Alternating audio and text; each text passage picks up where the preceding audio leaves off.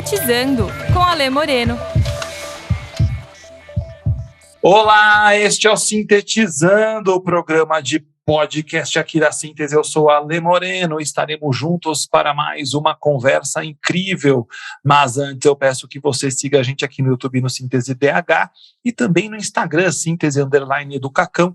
Lembrando que síntese é sempre com Y. Hoje eu estou com a minha querida Maria Rita de Cássia Santos para conversar conosco sobre um tema que está muito presente nesse mês de setembro, Setembro Amarelo, prevenção ao suicídio. Mas antes da gente entrar nessa temática especificamente, eu queria que você se apresentasse, Rita. Quem é você? Bom, Ali, primeiro, prazer estar aqui com você nesse programa, já ouvi alguns e gosto bastante. Eu sou psicóloga, eu trabalhei na área de saúde mental aí por mais de 20 anos de uma instituição policial.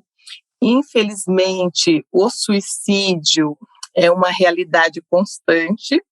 Para falar a verdade, eu acho que eu nem me interessava tanto por esse assunto, mas aí para a gente fazer a prevenção, a gente é obrigado a se debruçar em cima da teoria, tentando estudar esse fenômeno, para conseguir aí trabalhar na prevenção, né? E a partir dessa vivência, eu fui estudando, entendendo um pouquinho o suicídio, né? Porque eu acho que quanto mais a gente estuda, mais a gente vai tendo dúvidas, porque não tem tantas respostas como a gente gostaria de ter. Você, Rita, é uma psicóloga que trabalha pela abordagem centrada na pessoa, é isso? Sim, sou uma psicóloga que trabalha, o meu referencial teórico é a abordagem centrada na pessoa. Como que a abordagem chegou na sua vida? Então, ali eu falo assim, né, que eu já tinha um jeito de ser muito parecido com a abordagem, e aí o meu primeiro referencial teórico era a psicanálise, eu estudava psicanálise, eu fazia análise, né, fazia supervisão na área da psicanálise, mas faltava alguma coisa no fazer psicológico. Então, vamos supor, né, eu ia para uma situação em que um dos agentes tinha ali se suicidado e eu precisava prestar apoio ou para a família ou para os colegas, e eu ficava pensando assim, que referencial teórico sustenta esse meu fazer? E a partir disso, surgiu uma demanda que a gente precisava fazer uns grupos de encontro, umas rodas de conversa, né? E eu me encontrei com a abordagem, né? O trabalho desenvolvido estava todo fundamentado na abordagem. Eu fui ler um pouco da abordagem e eu precisava de um curso de introdução para os psicólogos que iriam desenvolver esse trabalho. E aí eu fui procurar os cursos aqui em São Paulo, encontrei o Encontro ACP, lá o Marcos, né, que você conhece, e acho que isso deve ter sido, eu acho que isso aconteceu em 2015, 2016, e quando eu comecei a estudar a abordagem, eu falei, opa, peraí, é isso daqui que eu já faço. E aí eu fui estudando abordagem, e eu não consigo, assim, hoje me separar da abordagem, nem fazer as coisas de um jeito diferente, que para mim faz muito sentido esse jeito de ser. Ô Rita, como que você traz essa experiência que é muito rica, e você já falou várias vezes sobre o suicídio, que de certa forma foi passando aí pela sua vida em diversas situações. Como que nesse instante você entende que a ACP te apoia nesse processo e nessa relação com aquele que tem ideação suicida, ou também com as pessoas que estão enlutadas porque perderam alguém pelo suicídio? Quando a gente pensa na pessoa com comportamento suicídio, é importante a gente pensar que essa pessoa fala de dor, mas de uma dor tão grande que é como se ela não sentisse mais vontade de viver. Então, vou pegar um exemplo aqui, tá, Lê? Imagina que a gente está aí numa construção, numa obra, e dali a pouco o guindaste deixa escapar uma viga de concreto e cai em cima da perna de um trabalhador, vai. e ele fica ali com a perna esmagada e naquela loucura ali de gritar, de dor, ele começa a pedir para que cortem a perna dele. Fala, eu não estou aguentando, corta minha perna, eu quero morrer. Esse trabalhador, ele está falando de uma dor. Na verdade, ele não está falando assim, olha, eu quero morrer. Ele quer eliminar aquela dor física que ele está sentindo. Qualquer pessoa que chegue ali, ninguém vai parar tudo e falar assim, olha, ele quer morrer. Quais os protocolos para isso?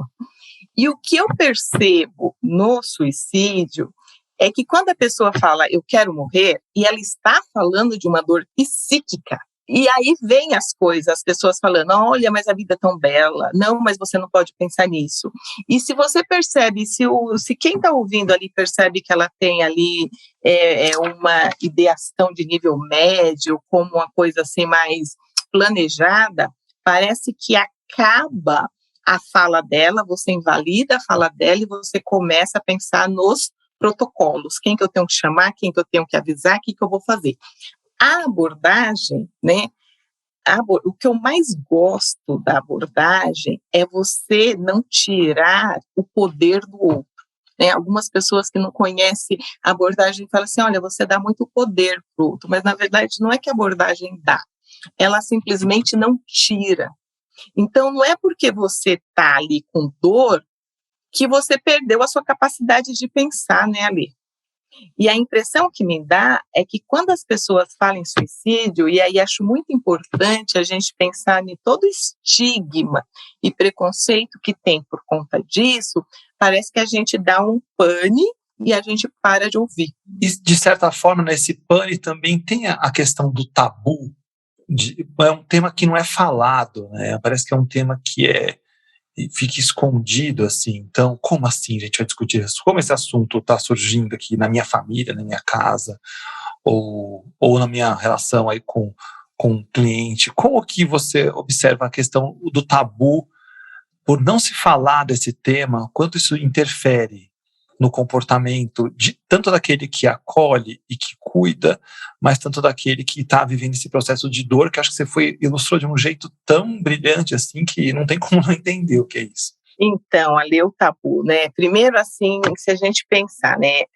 Vamos falar assim, no Brasil não tem como negar que nós somos um país cristão, né? De várias aí denominações, mas predomina a crença cristã.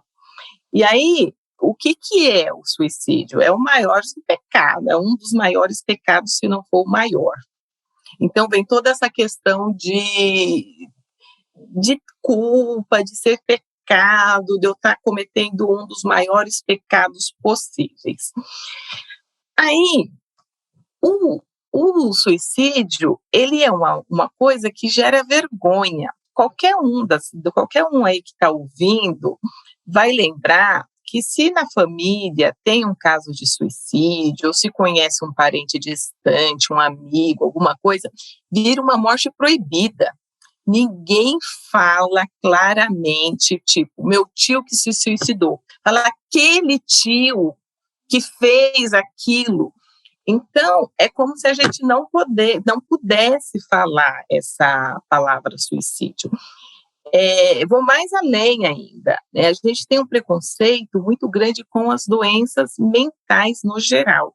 Então, se você vai ao cardiologista, você fala no seu trabalho, que você vai ter uma consulta no cardiologista, amanhã eu vou chegar um pouquinho mais tarde. Se por acaso essa consulta for no psiquiatra, dificilmente você fala que você foi ao psiquiatra. No psicólogo, o que você vai fazer no psicólogo? Qual que é o seu problema? Sem dizer ainda que as pessoas numa briga, eu estou brigando com você, vai. Eu nunca vou falar para você, olha, procura um cardiologista que você está com problema. Mas eu falo, vai atrás de um psiquiatra, vai atrás de um psicólogo. Você tomou o seu remedinho hoje? Então, vem por toda essa questão do estigma, do tabu, ainda vem mascarado por tudo isso que, olha, eu não posso ir no psicólogo, eu não posso ir no psiquiatra. Dificilmente, se eu estou aqui conversando com você e falo que eu sou psicóloga, por que você se interessa por suicídio? Eu falo para você, faz uns 2 meses que eu tive uma tentativa de suicídio, não fiquei bem. Aí você já olha para mim assim, mas como assim? Você não dá conta de cuidar nem de você e quer cuidar dos outros? Então, assim, mas eu não falo isso com um cardiologista, por exemplo, que tem um problema de coração. Então, a gente tem um problema de preconceito, de estigmatizar, né? Então, por exemplo, você está com problema de coração, ninguém vai duvidar da sua capacidade de saber o que é melhor para você. Mas se for um problema psíquico, parece que tiraram a sua capacidade de pensar. Então, e eu olhando para isso tudo, a situação de alguém que está, eu vou voltar, dar um passo para trás, né, passando essa dor muito forte que você trouxe, essa dor psíquica, com todos esses tabus, eu acho que fica mais difícil para ele, né, não encontrar espaço de ajuda, mas encontrar espaço de julgamento, né? Ou espaço protocolar, que é o que você trouxe, que também não ajuda em nada.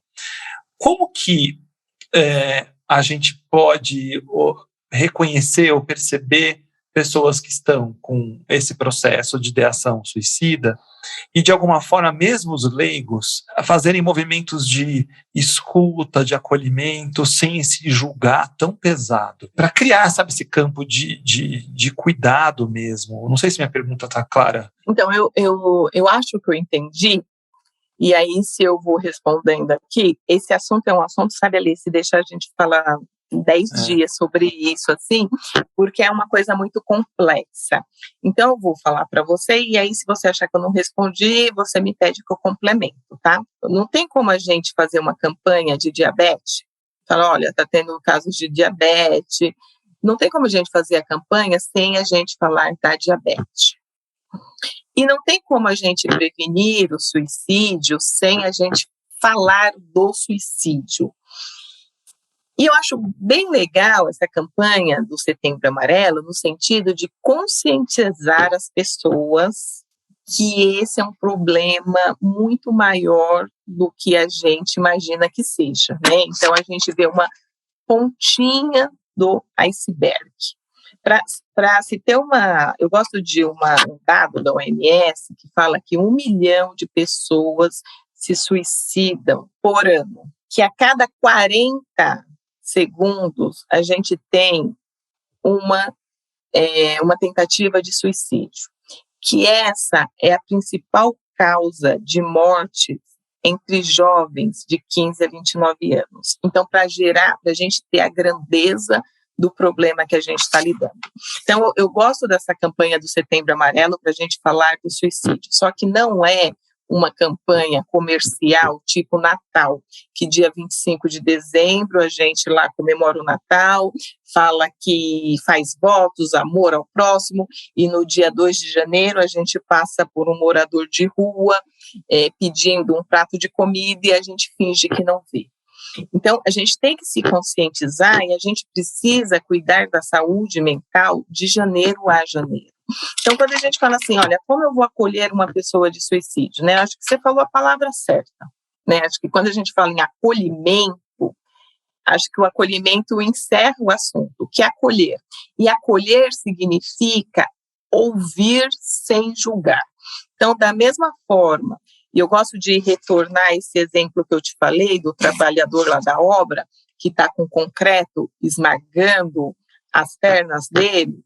Alguém vai chegar para esse trabalhador e vai falar que falta Deus no coração? Ninguém vai falar isso para ele. Alguém vai falar para ele, levanta e anda? Ninguém vai falar isso para ele. Para de frescura, olha como a vida é bela. Tanta gente no hospital querendo viver e você aqui.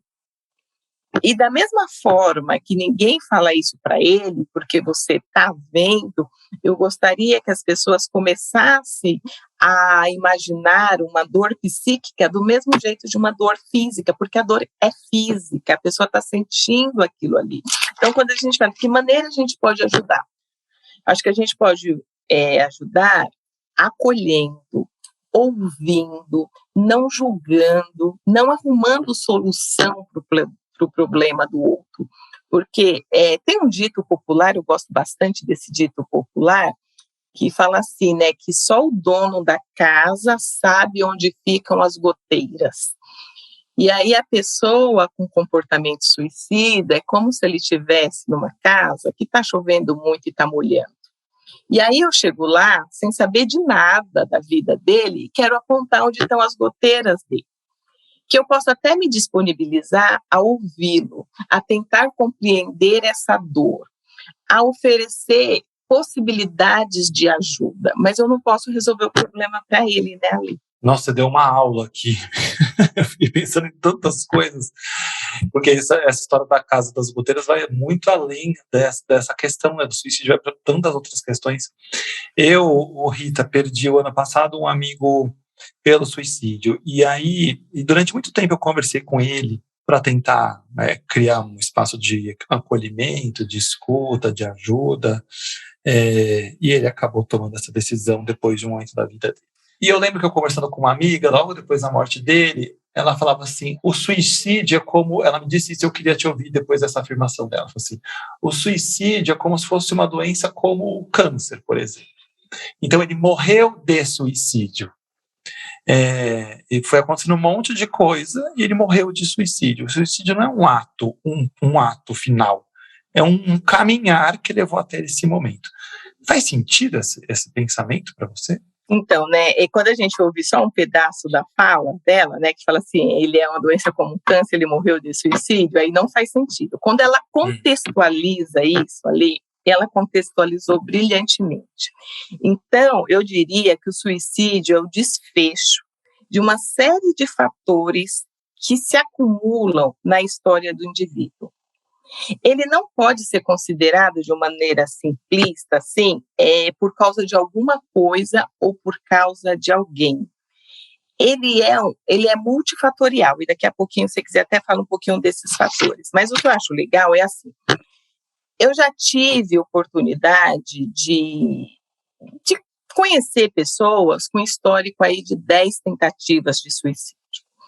Eu diria, se em cada tentativa de suicídio dela, ela escrevesse uma carta, o culpado seria alguém diferente. A culpa o motivo seria diferente, né? Então, quando a gente fala, o suicídio ele tem vários fatores, ele é o resultado de todos esses fatores, mas de uma maneira bem complexa. Então, eles têm os fatores sociais? Tem. Então, por exemplo, o indivíduo de 15 a 30 anos tem maior chance, ele se sentir excluído numa sociedade também.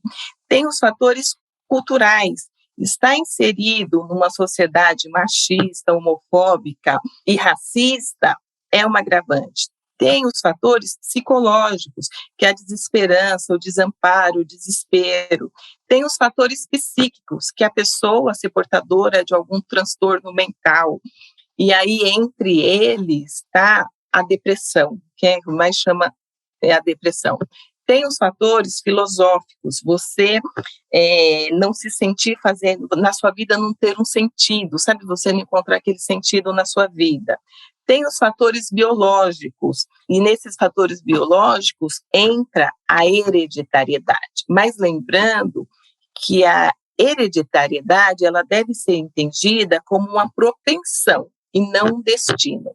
Então, por exemplo, a minha mãe teve câncer de mama, a minha irmã teve câncer de mama. Eu tenho uma propensão a ter câncer de mama, mas isso vai depender de uma série de outros fatores. E além dos fatores econômicos, né, que é essa falta de condições de se manter, uma taxa de desemprego.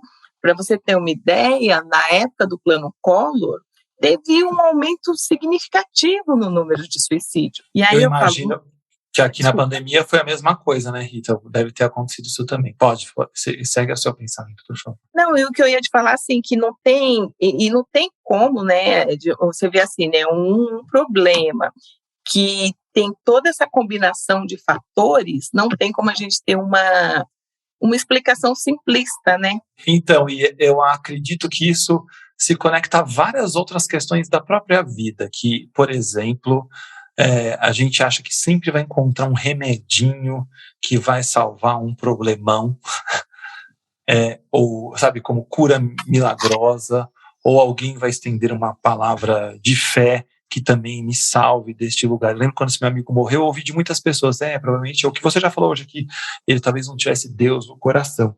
E eu sei que o problema dele ele foi entrando num lugar que ele não conseguia mais sair. Eu respeitei muito a decisão dele, porque eu entendi que era a saída que ele encontrava naquele momento, assim. Óbvio que eu fiquei chateado, né? É óbvio que a gente fica triste, a gente tem direito de ficar triste, mas julgá-lo pela escolha, eu acho que talvez seja um ato desumano também nesse momento, e culpá-lo por não aceitar alguma coisa também mais desumano ainda. Estou aqui pensando alto enquanto eu falo com você. Não, e eu queria te falar, eu não sei, enquanto você pensa aí, eu queria só dar uma pinceladinha. Você falou uma coisa assim, duas coisas para mim super importantes, né? Questão do remedinho para um problemão. Eu costumo falar que a gente vive uma patologização do sentir. Então, você não pode se sentir triste, então o tempo inteiro parece que a gente está aí com um remedinho aí para alguma doença, né? Então, o nosso jeito de ser está virando doença. Para você ter uma ideia, o CID, conhece o CID, né? A Classificação Internacional de Doenças, o que vai entrar em vigor aí em janeiro de 2022, vai ter 55 mil classificações, que é o CID-11. O CID-10, que está em vigência, tem em torno de 15 mil. E eu fico pensando que vai sobrar síndrome para todo mundo, né? Não vai faltar síndrome. E onde ficam as pessoas no meio de tanta síndrome? Exatamente. Acho que daí, ali, outra coisa, antes de voltar onde ficam as pessoas no meio de tanta síndrome, é importante a gente entender quem eu sou e não tentar me encaixar em umas caixinhas pré-fabricadas, que às vezes eu não me encaixo. E aí eu fico tão exprimido dentro de um espaço que eu não me encaixo, que acarreta muita dor. E aí você falou da religião, né? É falta de Deus no coração. Então, pegar um exemplo aqui, tá? E esse é um exemplo que eu atendi na clínica, então me sinto muito confortável em falar. Um menino muito evangélico, de uma criação evangélica, acreditando muito em Deus, criado na igreja, mas que ele tinha um sofrimento enorme por ser homossexual. Ele não se aceitava. E o sentir desejo por outro homem gerava tanto sofrimento nele, e a vergonha de não ser aceito na família, e o sentimento de estar se sentindo culpado, de estar cometendo um pecado, fazia ele sofrer muito, e ele pensar em tirar a própria vida.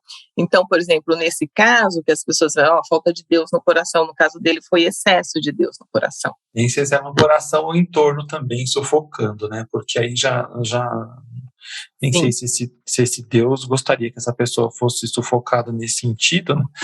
E se Deus, esse cara que a gente imagina, ele provavelmente vai aceitar se você for homossexual, bissexual, lésbica, qualquer coisa, porque ele não está preocupado com essa classificação de gênero, está preocupado só naquilo que você faz de bem para você e para o outro, eu acho, estou aqui inferindo, né? Então, né, eu não sei, né, fico pensando, né, as pessoas falam assim, né, que Deus amou tanto a gente que deu o seu próprio filho. Eu tenho filho e eu sei que você também tem. E o que eu mais quero na minha vida é que o meu filho seja feliz, fazendo o que ele bem entender. Fico pensando que Deus deve querer isso da gente também, né, que a gente viva plenamente esse estágio aqui na Terra e seja imensamente feliz, né? É que Deus quis isso, mas quem escreveu as regras do jogo foram os homens, aí é onde o bicho pega.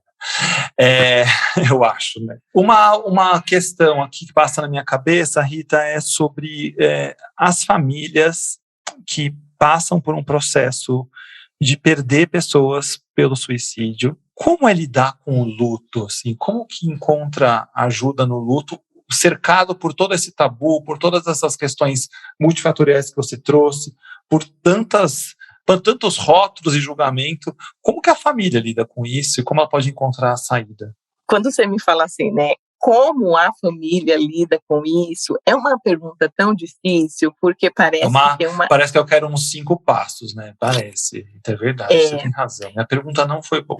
Mas nisso, o que passa na sua cabeça que podem ser possibilidades, né? Pela sua experiência, não como uma regra. Então, porque é exatamente isso. Eu acho que hoje o Google nos possibilita isso, né?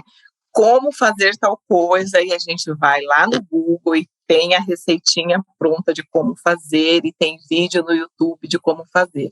Eu acho que hoje o grande desafio é encontrar nosso próprio caminho.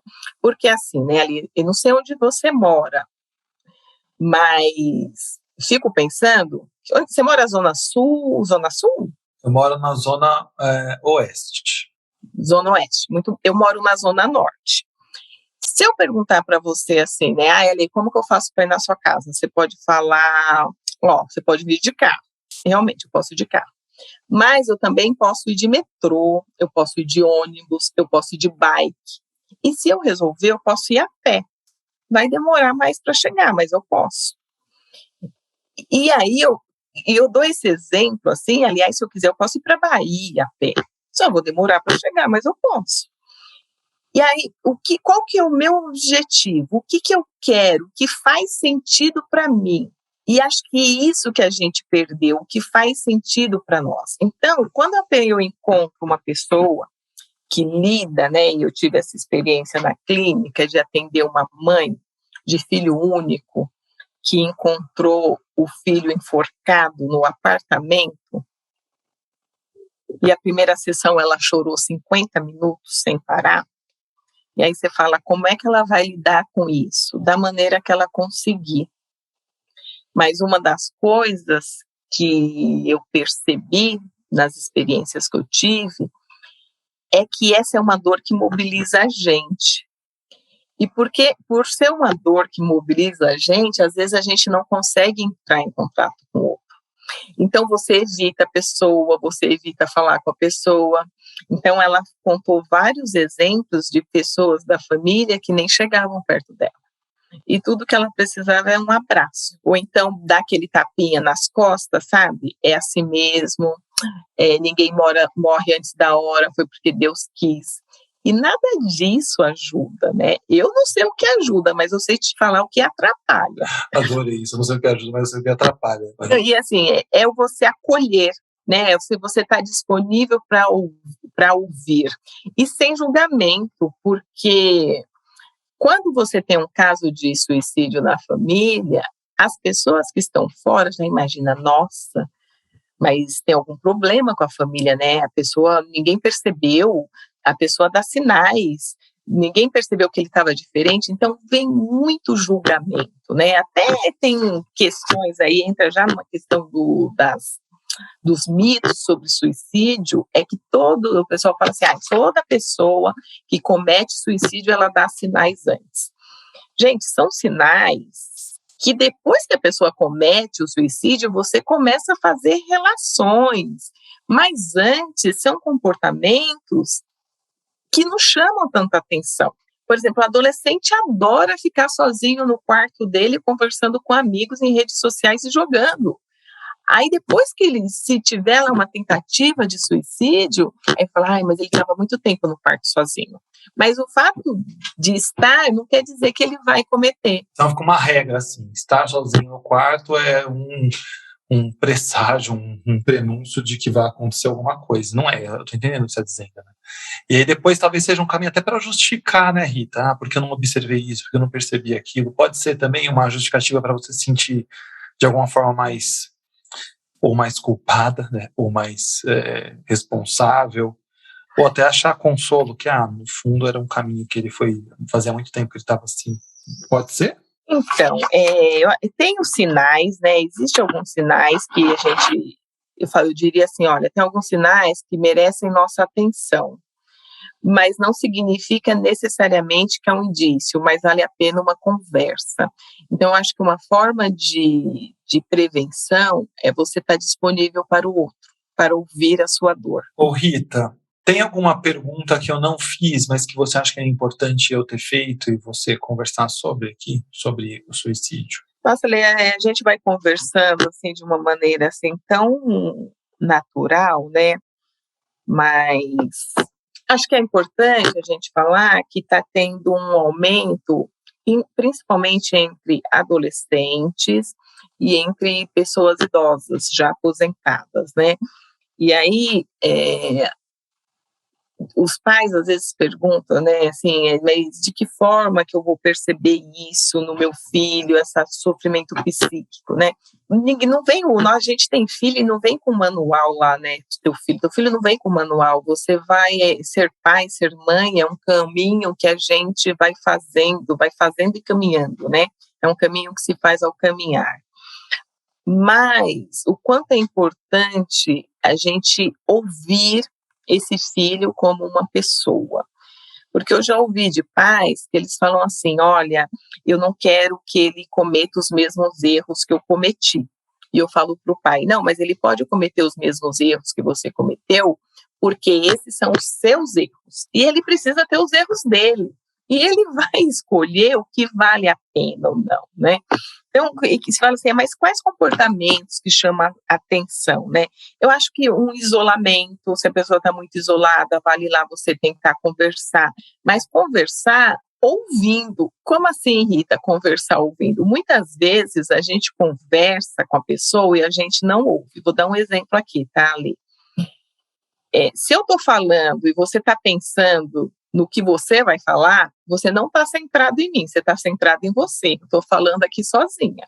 Então, como que você sabe que você está ouvindo o seu filho? Se você está ali prestando atenção nele, não está já juntando um monte de argumento. Estou falando filho, mas é para irmão, para amigo, né? Então, você está ali e você não está pensando numa solução, no que você está dizendo. Você está ali só ouvindo mesmo. Então, se você muda, se você observa uma mudança de comportamento, de repente a pessoa era muito tímida e está super extravagante, ou de repente a pessoa era muito extravagante e está fechada no mundinho dela. Então, observar essas mudanças de comportamento e se colocar à disponibilidade para ouvir, né? Acho que isso é uma coisa importante para falar. Ouvir sem essa intenção de aconselhar, né? Porque eu queria, às vezes eu entro na conversa para aconselhar e não para escutar de verdade. Exatamente. Você falou um negócio de conselho, eu criei uma definição de conselho ali, assim, que quando o pessoal fala, eu já falo assim para a pessoa perceber que não serve para muita coisa. Eu sou viajadeira, né, eu gosto de viajar, eu falo assim, que imagina a gente estar perdido na Rússia e chega um cara perguntando alguma coisa em inglês, aí você vai e responde qualquer coisa em português pro cara.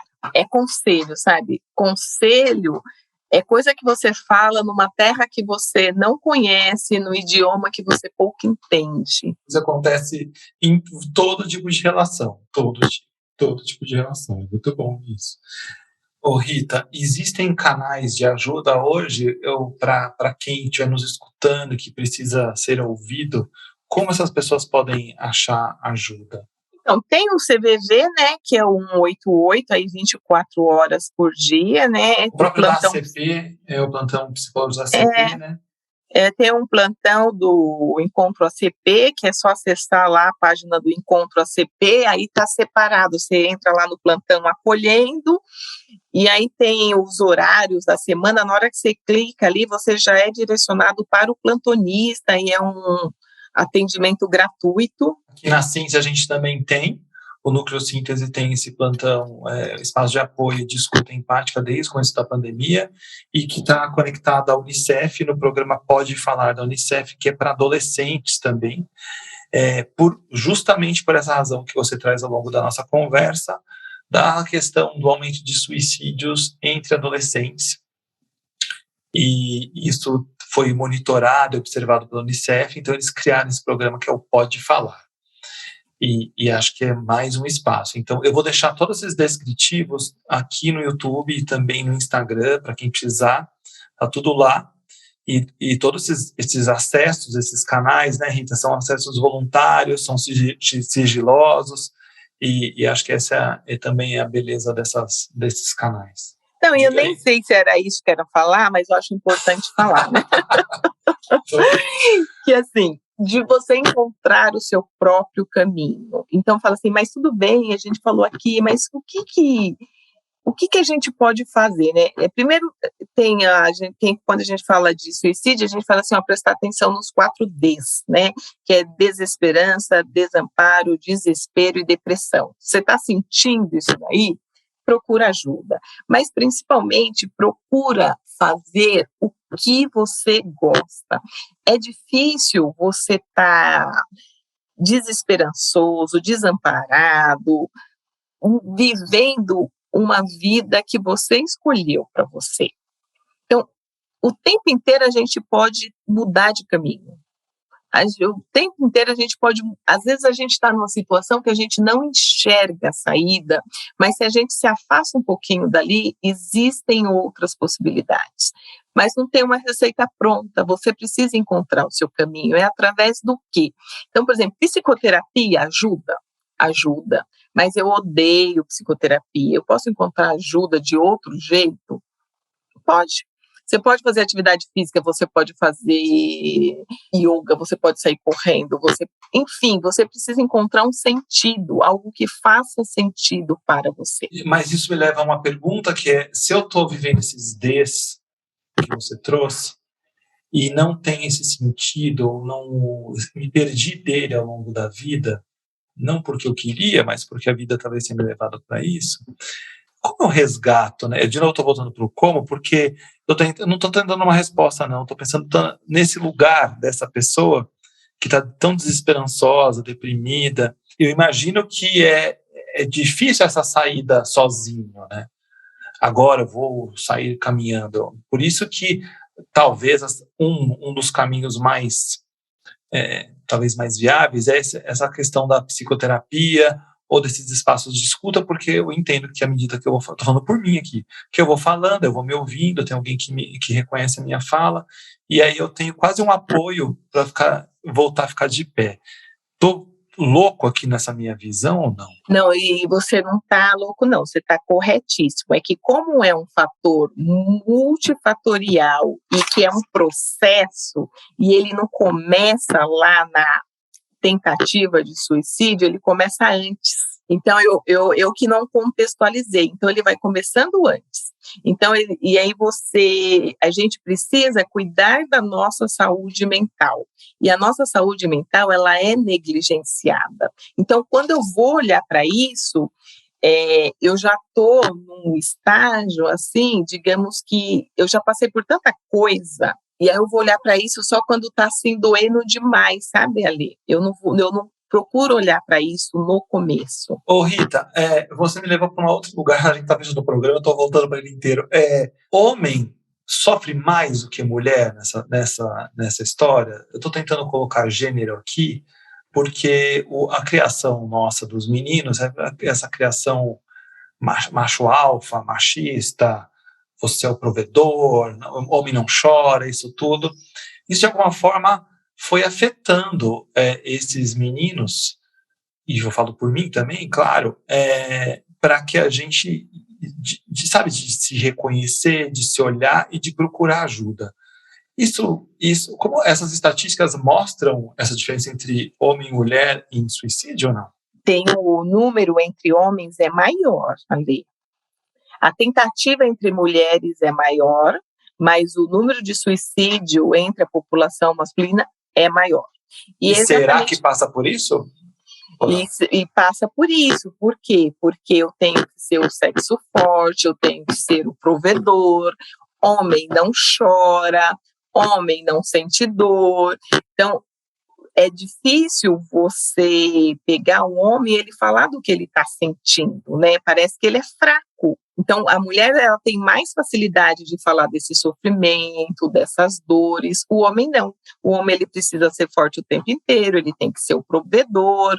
Então, por isso o número de suicídio entre homens é maior, procura menos ajuda. Assim como o homem procura menos ajuda médica, por exemplo, e vai para outras áreas. Ô Rita, eu vou me fechando o programa aqui, eu quero entender como você sai desse papo e como as pessoas te encontram, que se quiserem falar com você. Acho que o jeito mais fácil é pelo meu Instagram, né? Acho que pode mandar um direct lá, que é flore, _ser, _psicologia.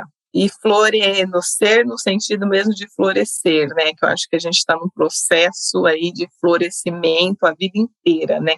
E às vezes a gente vai arrancando os nossos brotos, jogando fora, enterrando. E como você sai dessa prosa? Bom, eu saio dessa prosa dizendo que a gente não pode negligenciar a saúde mental e que esse precisa ser um assunto falado de janeiro a janeiro. Que só falando muito disso, a gente acabando com os estigmas, a gente vai conseguir aí vencer essa batalha contra o suicídio. Rita, eu aprendi demais com você hoje, demais.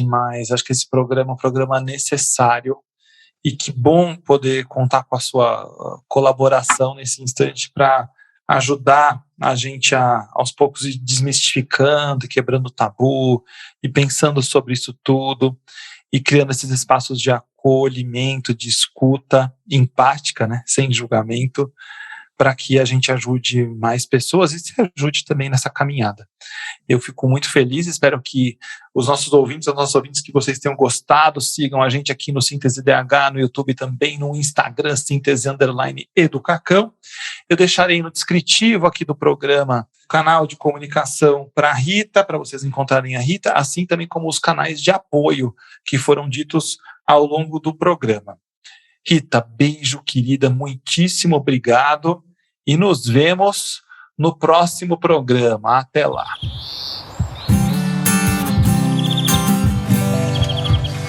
Sintetizando com Alê Moreno.